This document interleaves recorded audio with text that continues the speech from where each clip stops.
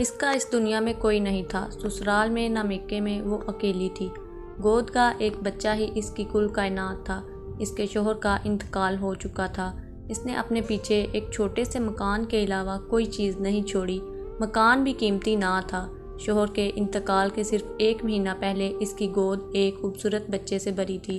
چنانچہ شوہر کی وفات کے بعد اس کی ساری توجہ اپنے ننھے بچے کی طرف مرکوز تھی۔ ماں کی تمام تر کوششیں صرف اس مقصد کے لیے وقف تھیں کہ کسی طرح اپنے بچے کو پڑھا لکھا کر بڑا آدمی بنائے۔ وقت کے ساتھ اس کا بچہ کچھ بڑا ہوا اور اسکول میں داخلہ لینے کے قابل ہو گیا۔ وہ دن اس کے لیے انتہائی خوشی کا دن تھا جب وہ اپنے بچے کو پہلی دفعہ اسکول دے کر گئی۔ دن گزرتے رہے اور ماں نہایت مستعدی کے ساتھ اپنے ننھے بچے کو اسکول پہنچاتی رہی۔ بالآخر وہ دن بھی آ گیا جب بیٹے نے پرائمری تعلیم مکمل کر کے سرٹیفکیٹ ماں کے ہاتھ پر رکھ دیا۔ ماں کو اس دن جو خوشی ہوئی، اس کا اظہار زبان و بیاں کے کسی بھی اسلوب میں ممکن نہیں۔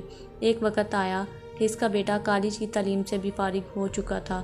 کالج کی ڈگری اس نے اپنے ملک کے دارالحکومت کے ایک مشہور کالج سے حاصل کی تھی۔ اتفاق سے وہ اسی شہر میں رہتا تھا۔ ایک غریب ماں کے لیے واقعی یہ بڑی خوشی کی بات تھی کہ اس کا بیٹا گریجویٹ ہو گیا۔ بیٹے کی خواہش تھی کہ وہ آگے بھی اپنا تعلیمی سلسلہ جاری رکھے۔ اس کے نمبر بھی ماشاءاللہ اتنے اچھے تھے کہ سرکاری طور پر اسے بیرون ملک تعلیم حاصل کرنے کی پیشکش کی جا چکی تھی۔ اس کی ماں بھی اپنے لختے جگر کو بیرون ملک اعلیٰ تعلیم کے لیے بھیجنے پر راضی ہو گئی۔ ہر ماں کی خواہش ہوتی ہے کہ اس کا بیٹا پڑھ لکھ کر بڑے سے بڑے عہدے پر فائز ہو۔ ایسی صورتحال میں اعلیٰ تعلیم ہی انسانی زندگی کی معراج ٹھہرتی ہے۔ آخر وہ دن آ گیا جب بیٹے کی فلائٹ روانہ ہونی تھی۔ ٹیکسی دروازے پر کھڑی تھی، ڈرائیور ہارن بجا رہا تھا۔ ماں اپنے لختے جگر کو تیار کر کے دروازے سے باہر نکلی۔ ٹیکسی کا دروازہ بند ہوا اور پھر چند لمحے ہی گزرے تھے کہ ٹیکسی ماں کی نظروں سے اوجھل ہو کر ہوائی اڈے چلی گئی۔ ماں کو بیٹے کی جدائی سے بے حد صدمہ پہنچا۔ وہ گھر کے اندر گئی، بستر پر لیٹ گئی اور سسکیاں لے کر رونے لگی۔ بیٹا بیرون ملک پہنچ چکا تھا۔ اس زمانے میں ٹیلی فون اور انٹرنیٹ کی سہولت نہیں تھی۔ دور پردیس میں بسنے والے لوگوں کے لیے اپنے وطن یا گھر سے رابطے کی فقط ایک ہی سہولت تھی، یعنی ڈاک۔ ماں کو پڑھنا لکھنا آتا نہیں تھا۔ وہ پڑوسیوں کی منت سماجت کر کے بیٹے کے نام ہاتھ لکھواتی۔ بیٹے کا جواب آتا تو پڑوسیوں سے ہی پڑھواتی۔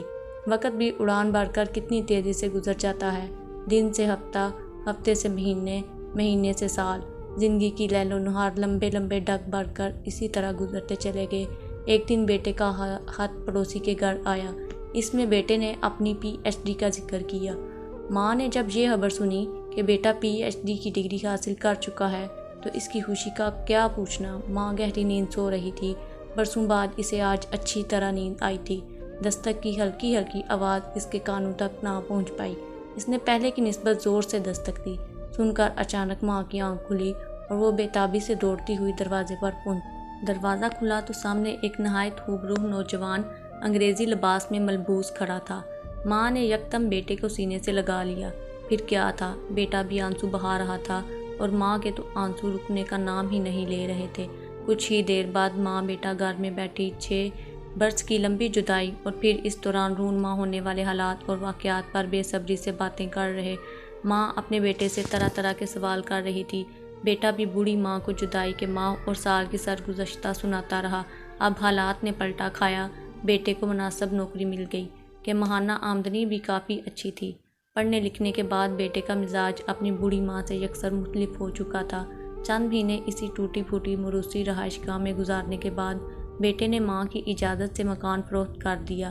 شہر کے ایک اچھے علاقے میں ایک خوبصورت بنگلہ خرید لیا۔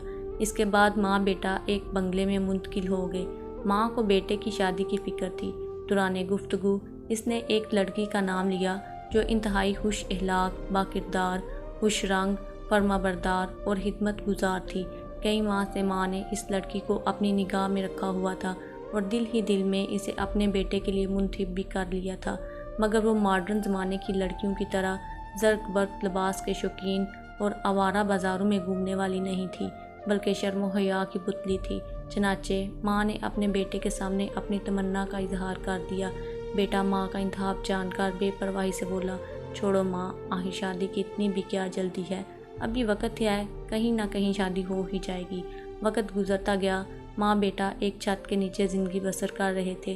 ایک دن بیٹے نے اپنی شادی کی خواہش کا اظہار کیا۔ اس نے ماں کو ہونے والی بیوی کے بارے میں بتایا جس کا اس نے خود انتخاب کیا تھا۔ یہ لڑکی ایک بڑے باپ کی اور نامور خاندان کی بیٹی تھی۔ چنانچہ شادی دھوم دھام سے ہوئی اور بنگلے میں حسن کی ملکہ جلوہ افروز ہو گئی۔ لڑکی بڑے باپ اور نامور خاندان کی ہونے کی وجہ سے اسی مزاج کی حامل تھی جو عام طور پر ایسے خاندان کی لڑکیوں کا ہوتا ہے: غرور، تکبر، دوسروں کو حقارت آمیز نظروں سے دیکھنا۔ بیٹا جب بھی بوڑھی ماں سے پوچھتا اپنی بیوی کے بارے میں کہ بیوی کا اس کے ساتھ کیا رویہ ہے، وہ میری عدم موجودگی میں تمہاری خدمت کرتی ہے یا نہیں، تو ماں کا صرف ایک ہی جواب ہوتا: اچھی بہو ہے بیٹا، میرے ساتھ عزت اور احترام سے پیش آتی ہے۔ ماں بیٹے سے بہو کے بارے میں یہ سب اس لیے کہتی تاکہ بیٹے کے جذبات کو ٹھیس نہ لگنے پائے اور گھر کا ماحول خراب نہ ہو۔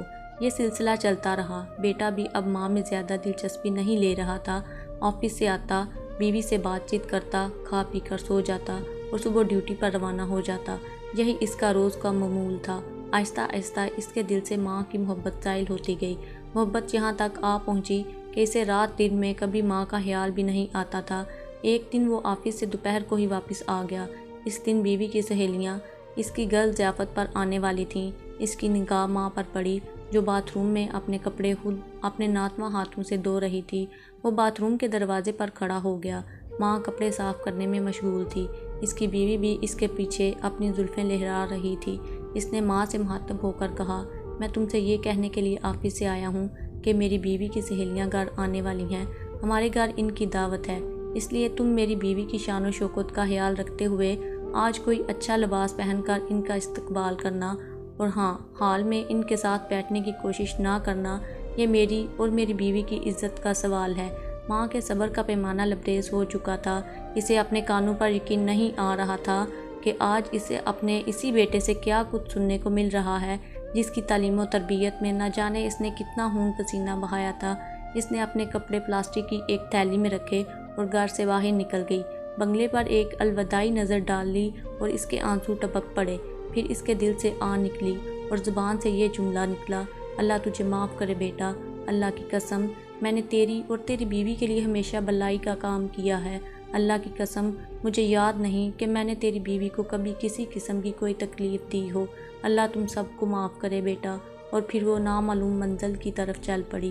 کئی مہینے بیت گئے۔ بوڑھی ماں کبھی اس کے در پر، کبھی اس کے در پر، کبھی ایک کے گھر، کبھی دوسرے کے گھر اپنی زندگی کے دن گزارتی رہی۔ وہ گاہے بگاہے لوگوں سے اپنے بیٹے کی خیریت بھی دریافت کرتی رہتی تھی۔ دن گزرتے گئے۔ بہو بیٹا ماں کی یاد سے غافل ہوتے چلے گئے۔ اب انہیں بھول کر بھی ماں یاد نہیں آتی تھی۔ اس واقعے کو کئی سال گزر چکے تھے۔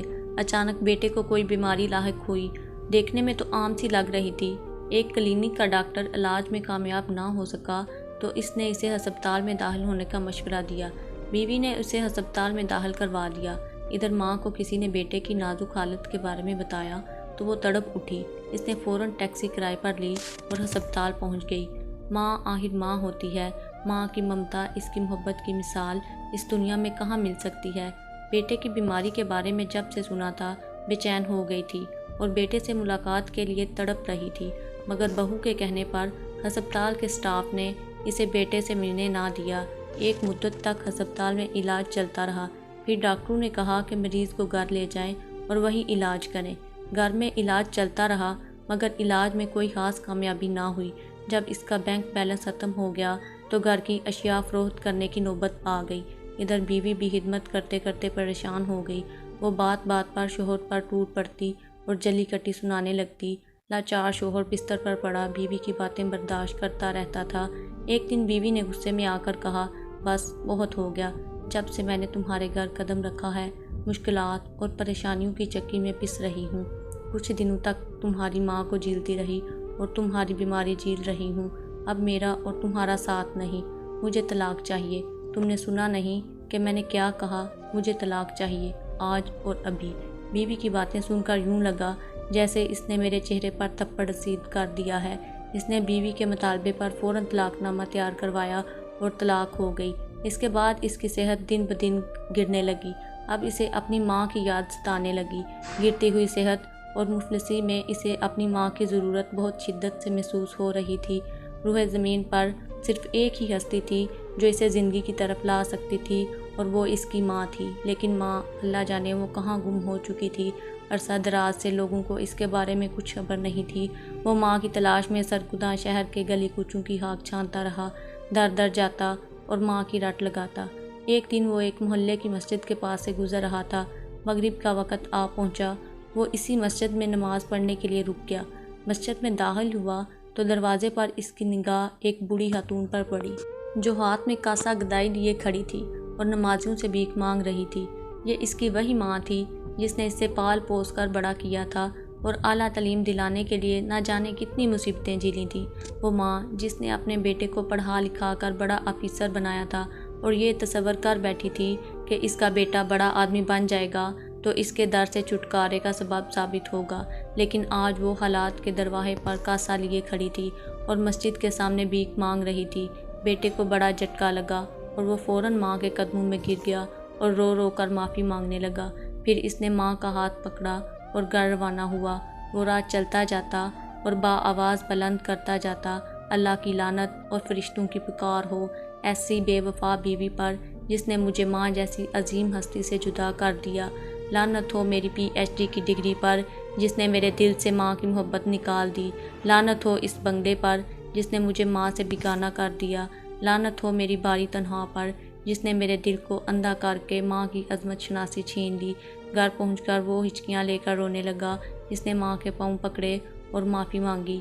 ماں آخر ماں ہوتی ہے، اس کے جذبہ محبت کی مثال کہاں مل سکتی ہے؟ اس نے بیٹے کے سر پر ہاتھ پھیرا۔ نہیں بیٹا، کوئی بات نہیں، مجھے تم سے کوئی گلہ نہیں۔